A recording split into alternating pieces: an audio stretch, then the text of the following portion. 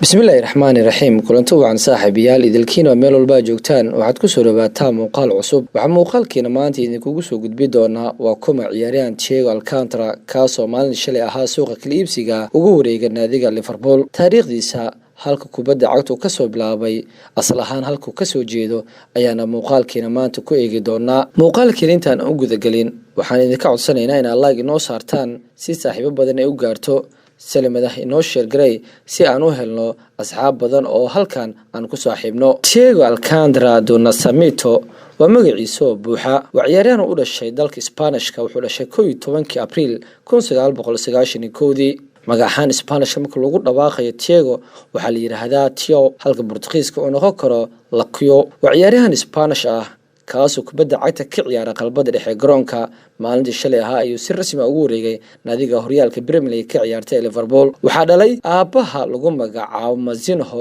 kaasoo ahaa ciyaaryahan hore u soo maray xulka Brazil. Thiago wuxuu ku biiray Barcelona isagoo jira 14 sano kulankiisa ugu horeeyay wuxuu ciyaaray 2009 kadib wuxuu kula guuleystay koob kala duwan sida horyaalka liiga oo 4 jeer ah tartanka xiisaha badan ee Champions League iyo FIFA Club World Cup. kadib Barcelona waxay ka iibisay naadiga reer Germany ee Bayern Munich isagoo u wareegay adduun lacageed gaaraysa 25 milyan sanadii 2013.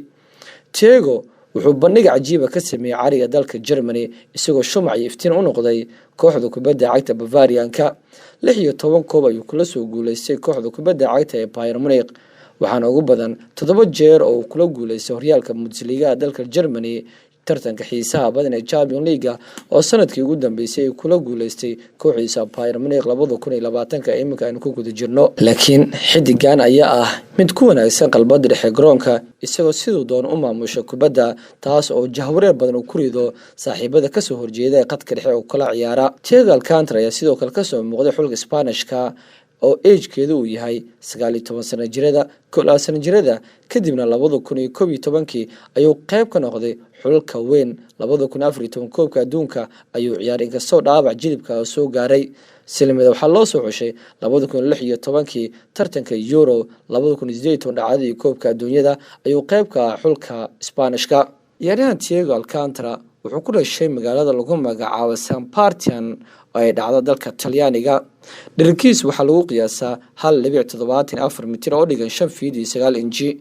dhowr kooxood ayuu soo ciyaaray noloshiisa kubadda cagta wuxuu ka soo bilaabay 1996 kooxda reer Brazil Valamanga silmada 1996 ilaa 2000 wuxuu u ciyaari jiray kooxda lagu magacaabo Orzian oo ahayd koox da'yar ah 2005 Barcelona da'yarta ayuu u ciyaarayay kadib ayaa loo soo dilacsiiyay Barcelona B 2011 wuxuu u saftay 59 kulan 3 gool ayuu dhaliyay 2009 ilaa 2013 kooxda Barcelona weynka ayuu qayb ka ah 68 kulan ayuu u saftay 7 goolna uu dhaliyay. Bayern Munich ayuu ku biiray 2013 ilaa 2020 150 kulan ayuu u saftay 17 gool ayuu dhaliyay. iminkan wuxuu qayb ka yahay saxiyada cusub ee Han Club oo hogaami doono fasal ciyaareedka soo socda. markaan gudagalno noloshiisa caadiga Thiago Alcantara waxaa dhalay aabaha lagu magacaabo Mazinho kaasoo u dhashay dalka Brazil wuxuu qayb ka ahaa dhacdadii koobka adduunyada 1994 ku guuleysanayay xulka qaranka Brazil isagoo ka ciyaari jiray booska qadka dhexe silmidna waxaa marmarka qaar loo adeegsan jiray aabihiisa Thiago booska daafaca ah. hooyadiis waxaa lagu magacaabaa Valerian Alcantara taasoo iyada ahaan ah Brazilian silmidna ciyaaryahanad ay ahaan jirtay waxay dheeli jirtay kubadda volleyball-ka ay qayb libaax ka soo qaadatay iyadoo aad loogu xushmeeyo ciyaarta volleyball-ka. ciyaaryahan Thiago waxaa la dhashay ninka lagu magacaabo Rafinha kaasoo isaguna Barcelona soo maray silmidna haysta dhalashada Brazil. waxaa jira dunida ciyaartoy walaalaha balse haysta laba dhalasho kala duwan. tusaalaha ugu weyn aan u soo qaadan karno muuqaalkeena waa ciyaaryahanka lagu magacaabo Jermaine Boateng iyo Kevin Prince Boateng labadaas oo walaalo ah haddana kala haysta laba dhalasho Germany iyo Ghana ay kala haystaan. silmida waa tusaale kale Rafinha Alcantara iyo Thiago Alcantara waxay kala haystaan laba dhalasho Spanish iyo Brazil.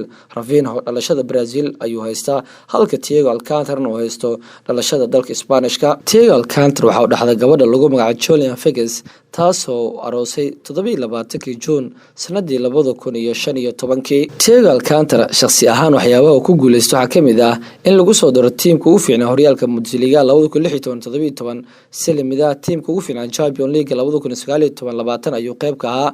si lamida wuxuu ku guuleystay UEFA Under 21 Champion Golden Play 2013 ayuu ku guuleystay. Thiago Alcantara marka loo eego xirfadiisa inta kooxdu u soo ciyaaray wuxuu saftay kubadda cagta 277 kulan ayuu saftay marka la isku daro kooxuhu soo maray.